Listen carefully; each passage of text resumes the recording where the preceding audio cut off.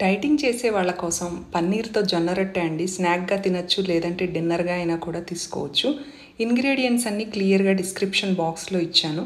అన్ని వెజిటబుల్స్, అలాగే పన్నీరు, కొంచెంగా పెసరపప్పు, ఉప్పు, పచ్చిమిర్చి పేస్టు అన్నీ వేసుకుని కలుపుకున్నాక ఈ తడికి సరిపడా మనం జొన్నపిండి వేసుకోవాలి. వాటర్ అనేది మిక్స్ చేయొద్దు. జొన్నపిండి ఎంత సరిపోతుందో అంత వేసుకుని మెత్తని చపాతీ పిండిలాగా కలుపుకుంటే సరిపోతుంది. ఇదిగోండి, ఇలా చపాతీ పిండిలాగా కలుపుకున్నాక ఒక బటర్ పేపర్ మీద కొంచెంగా ఆయిల్ రాసుకుని చిన్న చిన్న ముద్దలు తీసుకుని ఎంత పల్చగా అయితే కనుక అంత పల్చగా ఒత్తుకోండి. విరిగిపోకుండా బైండింగ్ ఎంతవరకు వస్తే అంత పల్చగా రొట్టెలాగా చేసుకోవాలి.